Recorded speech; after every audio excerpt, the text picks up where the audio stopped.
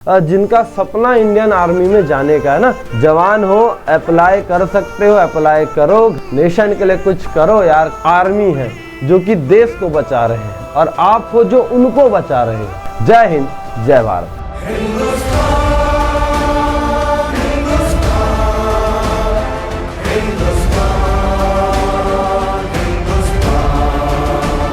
Hello everyone, स्वागत है आप सभी का GDC pharma jobs YouTube channel पर। जी हाँ, थंबनेल देखकर आपको समझ में आ ही गया होगा कि आज हमारा टॉपिक क्या रहने वाला है, किस टॉपिक पर बात करेंगे। बहुत ही इंटरेस्टिंग वीडियो होने वाली है।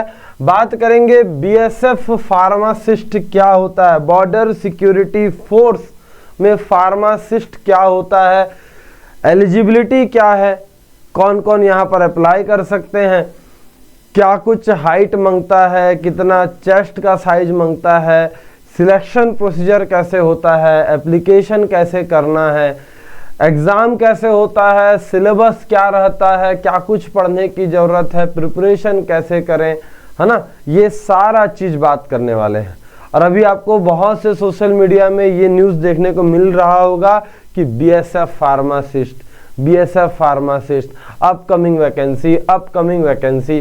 तो भैया प्रिपेयर रहो, क्योंकि जब मार्केट में इतना माहौल निकल चुका है, मतलब अभी जॉब्स आने के इसके चांसेस बन रहे हैं आगे, है ना।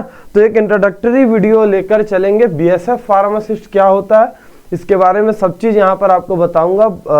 बेस्ट जॉब है जी उनके लिए जो एडवेंचर पसंद करते हैं और जिनका सपना इंडियन आर्मी में जाने का है ना।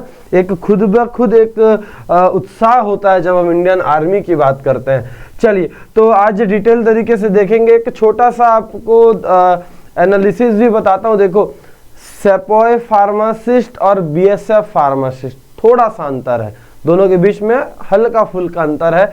जैसे देखिए, पहले क्लियर करूंगा कि इंडियन आर्मी में अगर आपको ज्वाइन करना है, इंडियन आर्मी में जो फार्मासिस्ट बनते हैं, इसमें भी तो फार्मासिस्ट की ज़रूरत पड़ती है, तो इसके भी हॉस्पिटल्स होते हैं, यहाँ पर फार्मासिस्ट की ज़रूरत पड़ती है। तो इसमें अगर इंडियन आर्मी में आप ज्वाइन कर रहे हो एज अ फार्मासिस्ट, उसको सिपोय फार्मासिस्ट बोलेंगे। उनकी जॉब का लोकेशन कहीं पर भी हो सकता है, ऑल ओवर इंडिया में, जरूरी नहीं है कि बॉर्डर में रहे, बॉर्डर में बहुत कम रहता है। इसके बाद आता है बीएसएफ फार्मासिस्ट। तो बीएसएफ फार्मासिस्ट में क्या अंतर है दोनों के बीच में, कि यहाँ पर जो आपका पोस्टिंग रहेगा वो अधिकतर बॉर्डर के बगल में, बॉर्डर्स एरिया में रहेगा, जहाँ पर आर्मी के बीएसएफ के कैंप लगते हैं। जैसे एलओसी है, लाइन ऑफ कंट्रोल, एलएसी है, लाइन ऑफ एक्चुअल कंट्रोल। तो जहाँ जहाँ पर बॉर्डर्स हैं, जहाँ जहाँ पर बीएसएफ के जवान तैनात होते हैं, वहीं पर जो उनका बेस कैंप रहता है आसपास में, आपकी पोस्टिंग वहीं होगी। और ये वाली जो जॉब है ना, सिपोय के कंपैरिजन में थोड़ा ज़्यादा टफ, थोड़ा रिस्की होता है। और एक चीज़ बता रहा हूँ, इसमें सिलेक्शन सेम ही रहता है जैसा सिपोय का रहेगा, लगभग सेम वही प्रोसीजर रहता है ना।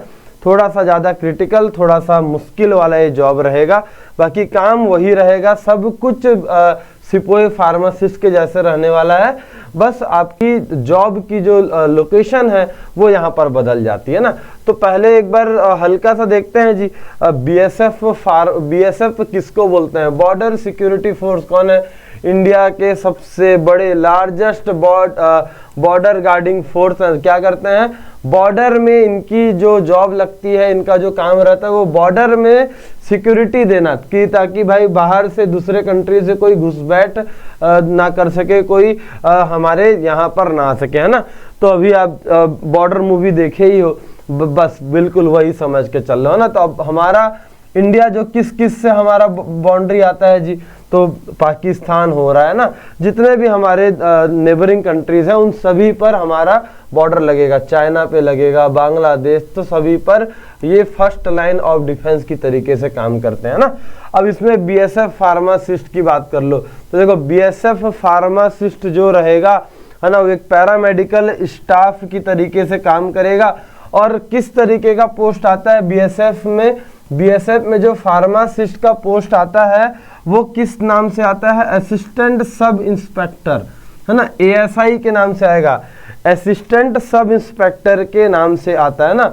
और जो जिनका रजिस्ट्रेशन हो चुका है फार्मासिस्ट के तौर पे वही यहाँ पर अप्लाई कर सकते हैं, एलिजिबल बनते हैं।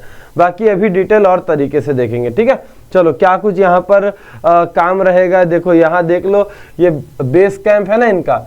अब देखो इंडियन आर्मी है तो यही वहाँ के सभी गांव, अब इनका जैसे जॉब लग रहा है ट्राइबल एरियाज में, है ना, एकदम बॉर्डर, एकदम हमारे कंट्री के लास्ट में बॉर्डर में लग रहा है, तो वहाँ पर पहाड़ है। अब वैसे जगह में मेडिकल फैसिलिटीज पहुंचा पाना पॉसिबल नहीं होता, तो वहाँ उतने बड़े बड़े हॉस्पिटल भी नहीं होते। वहाँ पर जितने भी लोग हैं जो वहाँ के गांव में रहने वाले लोग हैं, आम लोग, उन तक मेडिकल फैसिलिटी पहुंचाने के लिए यही रहते हैं जी, है ना। आर्मी वाले ही उन तक पूरा हेल्थ केयर फैसिलिटी पहुंचाते हैं। इसमें डॉक्टर, इनकी पूरी टीम रहेगी, तो उसमें डॉक्टर भी रहते हैं, उसमें फार्मासिस्ट भी रहते हैं ना। तो देखो आपका भी जॉब यहीं पर लगेगा।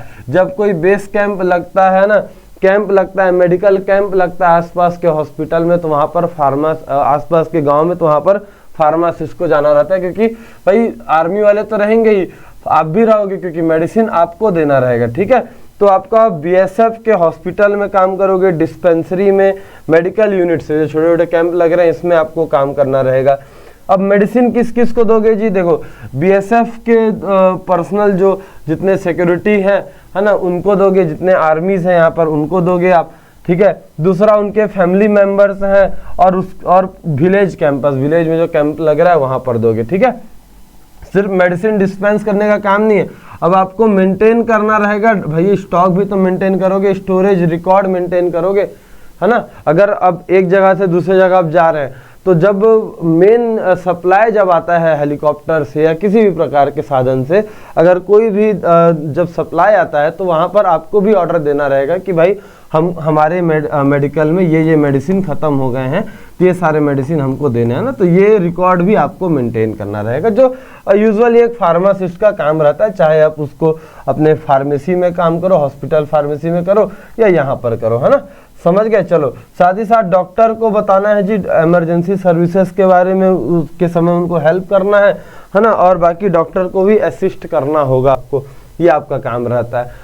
देख लिए तो उसको रोल एंड रेस्पॉन्सिबिलिटीज एक बार फटाफट से देखते चलेंगे। मेडिसिन डिस्पेंस करने का काम है ना, डिस्पेंसरी को मैनेज करना है, मेडिकल ऑफिसर को असिस्ट करेंगे, इमरजेंसी में आपको काम करना होगा, साथ ही साथ फील्ड ड्यूटी देना पड़ेगा, है ना। जब तक अगर कहीं कैंप लगा हुआ है, रात भर कैंप लगा, तो आपको भी रात भर वहां बैठना पड़ेगा, एक्टिव रहना पड़ेगा, ठीक है। चलो ड्रग स्टोरेज, इन्वेंट्री मैनेजमेंट देख रहे हैं, डॉक्यूमेंटेशन देख रहे हैं, क्वालिटी, सेफ्टी, कंप्लायंस, ट्रेनिंग और अवेयरनेस, इन सभी में आपको भी इन्वॉल्व होना पड़ेगा, ठीक है। चलो एलिजिबिलिटी क्राइटेरिया की बात करते हैं जी। एलिजिबिलिटी क्राइटेरिया में एजुकेशनल क्वालिफिकेशन क्या मांग रहा है, आपका क्लास 12th साइंस बैकग्राउंड से होना चाहिए, ठीक है। साइंस बैकग्राउंड से होना चाहिए, ये क्लियर कर लो। डी फार्म अगर किए हो तो 55% आपके टोटल डी फार्म में होना ही चाहिए, है ना। और बी फार्म में 50% यहाँ पर मांग रहा है, 50% आपका बी फार्म में होना चाहिए, ठीक है। रजिस्ट्रेशन की बात करते हैं तो स्टेट फार्मेसी काउंसिल या फार्मेसी काउंसिल ऑफ इंडिया, दोनों में से कहीं पर भी रजिस्ट्रेशन है, आप एप्लीकेबल हो, आप एलिजिबल हो, अप्लाई कर सकते हो, है ना। नेशनलिटी सिर्फ और सिर्फ इंडिया के ही पर्सन यहाँ पर अप्लाई करेंगे ना, जिसके पास भारत की नागरिकता है वही अप्लाई कर सकते हैं। फॉरेन से लोगों को या दूसरे कंट्री का अगर कोई अप्लाई करना चाहेगा तो बिल्कुल भी नहीं लेता ना। डिफेंस का है तो भैया पहला पूछता है कि आपका इंडिया का ही नेशनलिटी होना चाहिए। एज लिमिट की बात कर लो, अब देखो एज लिमिट ना यहाँ पर पूरी तरीके से डिपेंड करता है 20 साल से लेकर 30 साल तक, है ना। इससे ज़्यादा होगा तो नहीं लेंगे। अब कहीं कहीं जगह एज रिलैक्सेशन मिलता है, वो स्टेट वाइज होता है। जैसे नॉर्थ ईस्ट वालों को ज़्यादा रिलैक्सेशन मिलता है ना, उनको हाइट में भी रिलैक्सेशन मिलता है। सैलरी की बात कर लो, है ना, तो सैलरी यहाँ पर 5,200 to 20,200 के साथ ग्रेड पे, है ना, तो ये कुल मिलाकर ऐसे आपका आसानी से अप्रोक्सीमेटली सैलरी, तो ग्रेड पे की बात कर रहे हैं, अप्रोक्सीमेटली सैलरी 35,000 से 45,000 ये per month in hand salary की बात कर रहा हूँ ना, ये इन हैंड सैलरी यहाँ पर रहेगा पर मंथ। बाकी फिर धीरे धीरे ये और इम्प्रूव होकर एक अच्छे रैंक में चला जाता है। जैसे जैसे आपको प्रमोशन होता जाएगा वैसे वैसे ये बढ़ते बढ़ते 1 लाख तक भी चला जाता है ना। तो ये चीज़ क्लियर करना। अब सिर्फ इतना ही नहीं भाई, सभी को पता है इंडियन आर्मी में बहुत सारी फैसिलिटीज़ मिलती है ना, हर प्रकार का फैसिलिटी, प्लस फैसिलिटी तो ठीक है, इज्जत और खुद से एक जो खुशी होता है ना कि हाँ, एक पहली बात करेंगे कि यहाँ पर आर्मी है जो कि देश को बचा रहे हैं और आप हो जो उनको बचा रहे हो। भाई ये देश को बचाने के लिए हैं और इनके साथ कुछ होता है, कहीं वॉर में गए, कहीं पर युद्ध हुआ, कहीं ऐसे बमबारी हुई और वहाँ पर गए, इनको चोट लगा है, इनको दवाई देना है, तो इनको आप दवाई दे रहे हो, आप इनको ठीक कर रहे हो, तो खुद ब खुद एक बहुत ही गर्व वाली जॉब है। ठीक है, तो लड़कों को तो मैं ज़रूर से बोलना चाहूँगा भाई, बिल्कुल जब भी इसका नोटिफिकेशन आता है, पोस्ट आता है, तो बिल्कुल अप्लाई करो, है ना। चलो आगे देख लो, यहाँ पर एक पैरामेडिकल की पोस्ट आई हुई थी बीएसएफ में 2011 में, है ना। तो इसमें आया हुआ था टोटल 36 पोस्ट पे वैकेंसी था, 20 से 30 साल को किया हुआ था ना, एलिजिबल बनाया था। तो इसके बेसिस पर हम देखेंगे। चलिए आगे देख लो। तब सिलेक्शन कैसे होता है जी, एप्लीकेशन करोगे, फिर पहला आपका रिटन एग्जाम होगा, पहले एग्जाम होगा, उसके बाद फिर फिजिकल स्टैंडर्ड टेस्ट होगा, आपका हाइट नापेंगे, ठीक है, चेस्ट नापेंगे, ये हो गया। उसके बाद एडेप्टिबिलिटी टेस्ट होता है, डॉक्यूमेंट वेरिफिकेशन होगा और लास्ट में मेडिकल एग्जामिनेशन। इस बीच में कहीं पर भी किसी भी स्टेप में अगर आप क्वालिफाई नहीं कर पाते हो तो आपको तुरंत ही हटा दिया जाएगा। चलो फिजिकल स्टैंडर्ड की बात करते हैं तो एक अप्रोक्सीमेटली वैल्यू लेते हुए चलेंगे, जैसा पिछले साल का डेटा था। फॉर मेल कैंडिडेट हाइट आपका 160 सेंटीमीटर्स की है ना, 165 सेंटीमीटर होना चाहिए।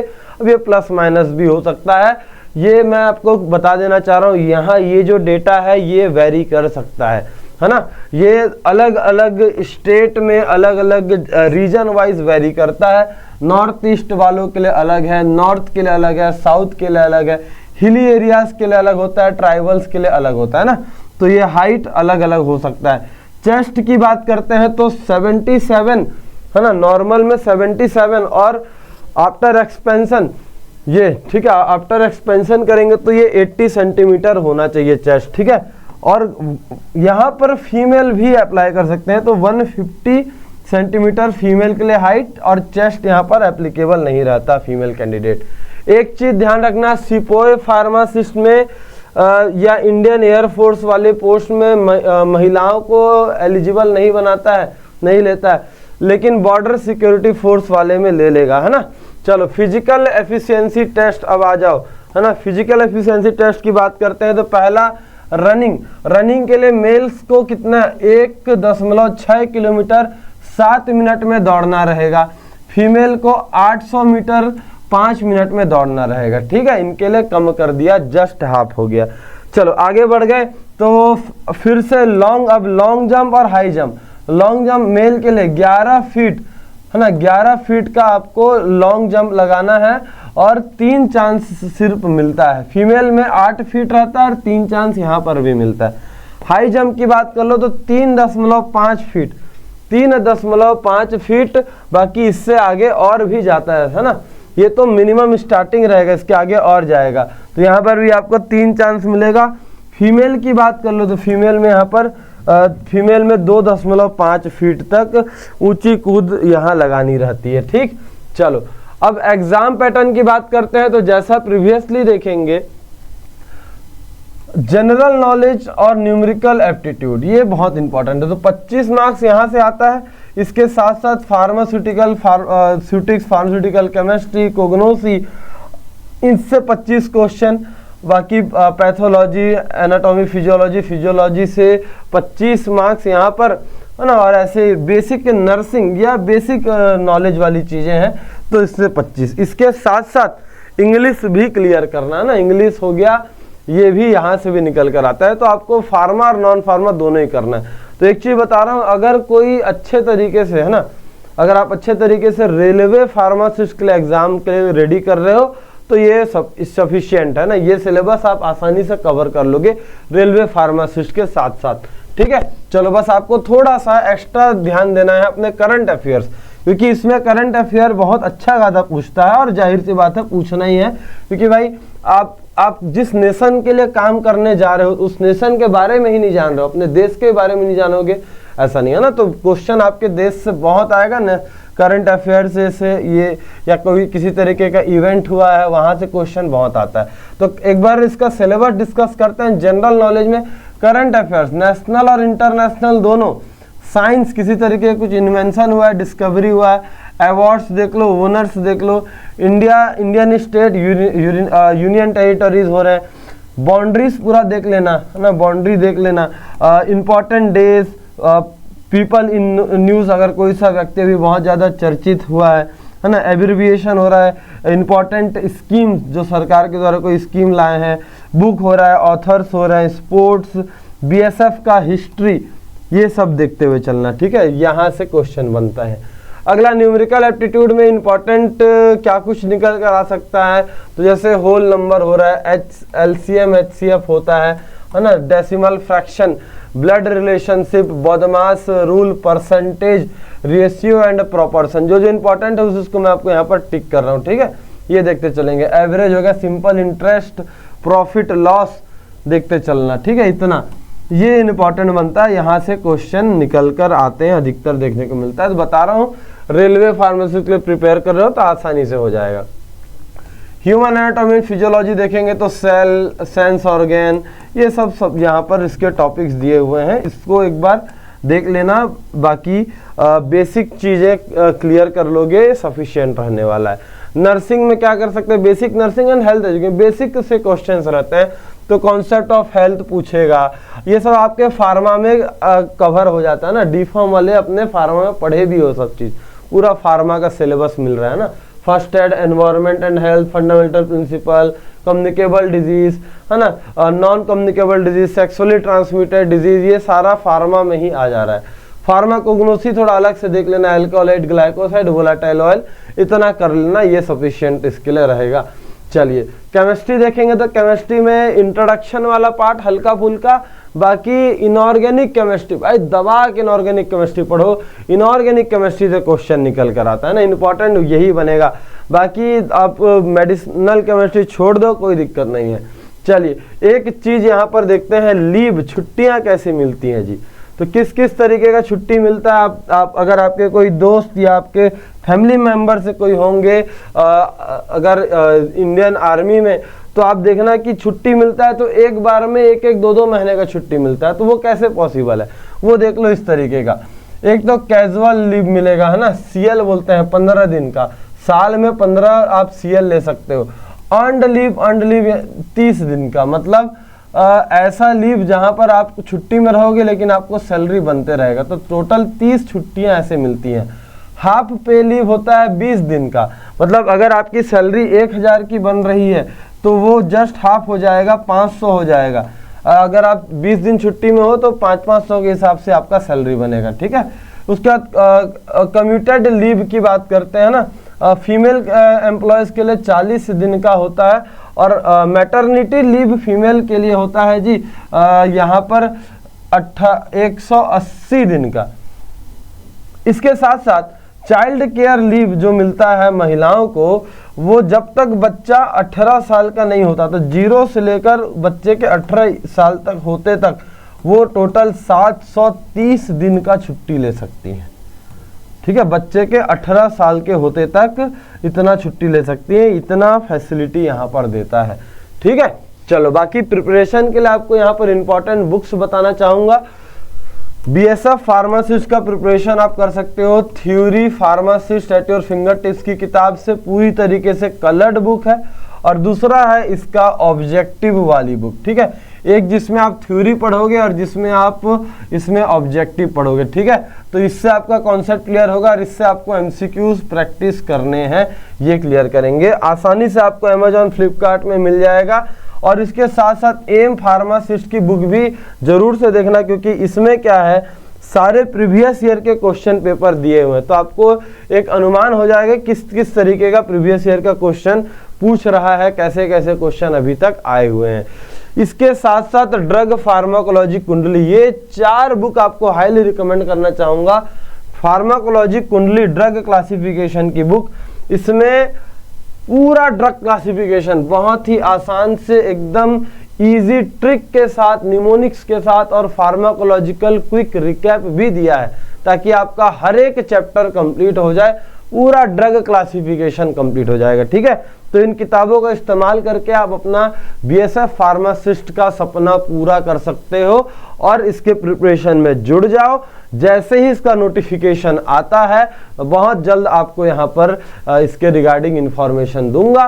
बाकी अगर आप और डिटेल तरीके से वीडियो देखना चाह रहे हो और सिलेक्शन प्रोसीजर थोड़ा इजी देखना चाह रहे हो और डिटेल में, तो सिपोय फार्मासिस्ट वाली वीडियो जाकर देख लेना, आपको यहाँ पर देखने को मिल जाएगा।